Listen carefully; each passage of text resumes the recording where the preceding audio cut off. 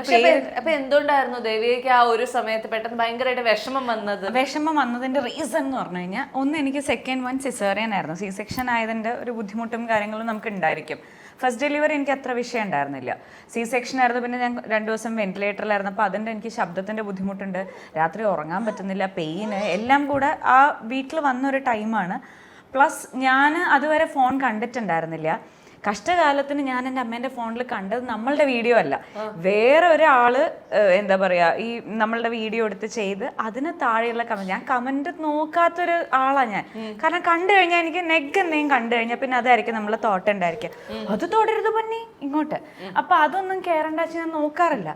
പക്ഷെ കഷ്ടകാലത്തിന് ഞാനിത് തുറന്ന് നോക്കിയപ്പോൾ മൊത്തം, ഒന്ന് മാഷിനെ സൈക്കോ സൈക്കോ സൈക്കോ എന്ന് പറഞ്ഞിട്ടുള്ളത്, 2 നിങ്ങൾ സെപ്പറേറ്റ് ആവണം, എന്ത് കാരണവശാലും നിങ്ങൾ ദേവിക ഓടിപ്പോ, ഇതൊക്കെയാ പറഞ്ഞു. സൈക്കോ മാത്രമല്ല, സൈക്കോ, ടോക്സിക് ഹസ്ബൻഡ്, നാർസിസ്റ്റിക്. അത് കഴിഞ്ഞ് മക്കളെയും പറഞ്ഞു, 2 പേര് ഇതേ പറഞ്ഞ മാതിരി എന്താ പറയുക, സ്കൂളിൽ പോകണം അത്യാവശ്യം മോശമായിട്ടുള്ള രീതിയിലൊക്കെയാണ് മക്കളെയും പറഞ്ഞിട്ടുണ്ടായിരുന്നു. അപ്പം മോളുടെ കാര്യത്തിൽ തന്നെ, ഇനിയിപ്പം കുറച്ചു കാലം കഴിഞ്ഞ് കഴിഞ്ഞാൽ നമുക്കറിയാം എൻ്റെ ഓം പരമാത്മ സമാധിയായി. അപ്പം ഞാൻ ആലോചിക്കുക, കോളേജൊക്കെ കഴിഞ്ഞ് കഴിഞ്ഞാൽ സമാധിയായി. അത് കണ്ടപ്പോൾ എനിക്ക് ഭയങ്കര വിഷമമായി. കാരണം ജനിച്ച് കുറച്ച് ദിവസമായിട്ടുള്ള കുട്ടീനെ ഇങ്ങനെയൊക്കെ പറയാം, നമ്മളടുത്ത് ഡയറക്റ്റ് അല്ല പറഞ്ഞ്, ബാക്കിയുള്ള ഒരു കമൻറ്റ് ബോക്സ്, ഇതെല്ലാം കൂടെ കണ്ടപ്പോൾ എനിക്ക് സഹിക്കാൻ പറ്റില്ല. ഞാൻ ഭയങ്കരമായിട്ട് തകർന്നുപോയി. അന്ന് ഞാൻ മാഷടുത്ത് ഇരുന്നപ്പോൾ മാഷ് ആക്ച്വലി എൻ്റെ റിയാക്ഷൻ വീഡിയോ ചെയ്യുന്നില്ല എന്ന് പറഞ്ഞുകൊണ്ടിരുന്നേ.